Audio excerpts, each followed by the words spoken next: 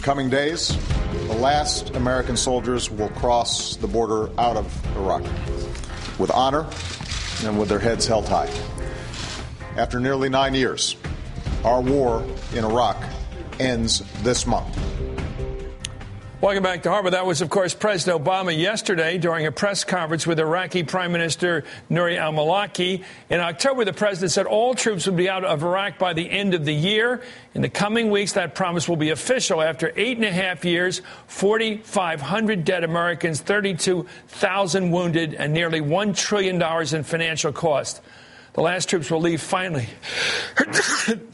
The troops are finally leaving, of course. The typical Republican refrain right now is that the president is cutting and running. That's the phrase they're using. And that our influence in the region will be on the wane. I don't know what that's about. Dick Cheney once again leveled the charge last night. Let's not forget that it was under George W. Bush that the agreement between the countries, our country and Iraq, to remove our troops was reached back in 2008. Also, while troops are leaving the country, a strong American presence will remain, including the world's biggest American embassy. The State Department will keep a staff of 16,000 in the country, including 5,000 security contractors. Well, Richard Engel is chief foreign correspondent for NBC News. He joins us now from Baghdad. Richard, thank you so much. Give us a sense of our residual strength in that location, the power that we can project into Iraq if we have to. Not very much, frankly, and I think that based on the interviews I've been doing today, this huge presence that is staying behind here could ultimately be a liability. I spoke to a lot of Iraqis who say that they don't believe that U.S. troops are really leaving, that the U.S. Embassy and all of its security contractors, 15, 16, 17,000 people, is really just a military base by another name. And certain militant groups are certainly going to want to target them. So if the idea is to project power and to maintain influence, you could end up antagonizing a lot of people by doing that. But I guess I'm trying to get to in other words, in real terms, we have a lot of power left in that area. You think it may be a vulnerability to hang in there in another form through contractors rather than through uniformed service people? Well, that it may create a target rather than a power. Absolutely. One soldier that I was speaking to described it this way, that this huge contractor presence is a self-licking ice cream cone. It is contractors protecting other contractors. They don't have a mandate to go out and provide any kind of security to the people. Imagine it this way. You have a large staff at several different locations.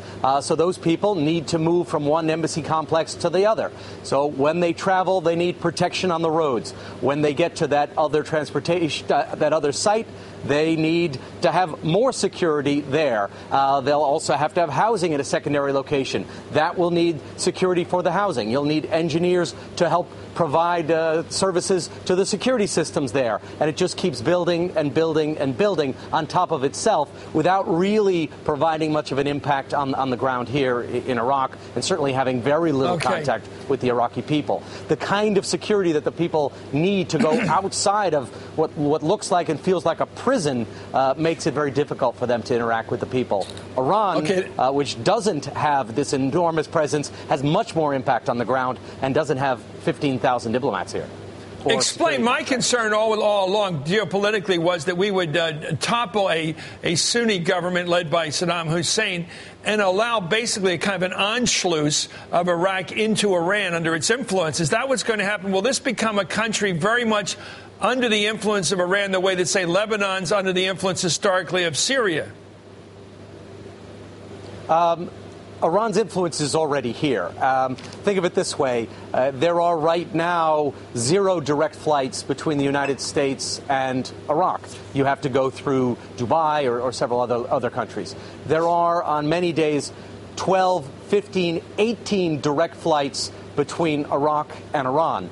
There are over 2 million Iranians who come here every year. They invest here. When you walk around the country, most of the taxi cabs on the streets in Baghdad these days come from Iran. So Iran's influence economically, culturally, politically, even depending on who you ask, is already very significant in this country. Some of that is positive. Iraq can use the tourism, and just because pilgrims from Iran are coming here to visit Shiite religious sites doesn't mean they're taking over the country, but it certainly shows the amount of influence that they have.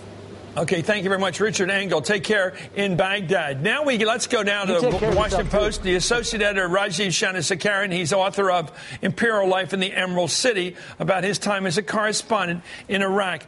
Let's take a look now, Rajiv, of what Dick Cheney's been saying about that. Here he is, the former vice president, last night on CNN, bashing this withdrawal of troops by the United States this December. Let's watch.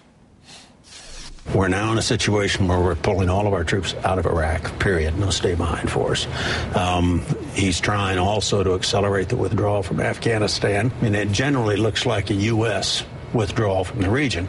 And you add to that the fact that the Iranians are actively pursuing nuclear weapons. And I think it diminishes the U.S. presence. It reduces our leverage. It, in effect, is going to significantly alter our position in that part of the world. And I think that's a mistake. Well, this is the man many people believe rammed us into Iraq, got us in this war. He used his influence against W to get us there, now saying we should never leave, basically. That is the implication. Don't leave. Go into these countries and stay there in a sort of a neo-colonial presence, which drives them crazy and makes it look like we went in there to stay. Your thoughts on this? Is there any reasonable way, listening to Richard Engel, the presence we're keeping there, the residual force we're keeping in terms of contractors, is a target without a purpose? What would be the purpose of uniformed people still there?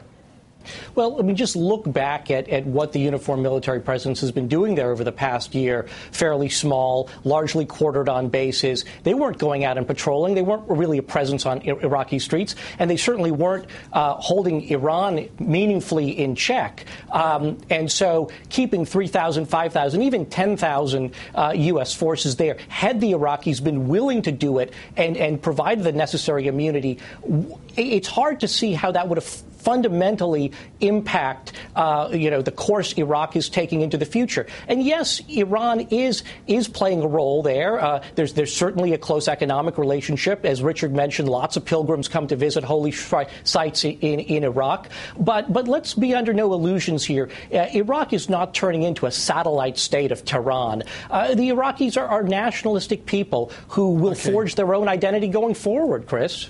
Well, that's good to hear. You know, in terms of American politics, which I cover here, Rajiv, let's take a look at this.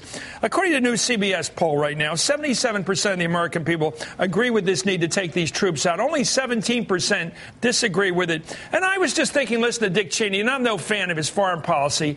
I'm just thinking, suppose he had said back in 2001, 2002, when he was blowing the bugle for going into Iraq, he said, let's go in there and stay a decade or two. If he had been honest in what he's just saying right now back then, nobody would have gone in.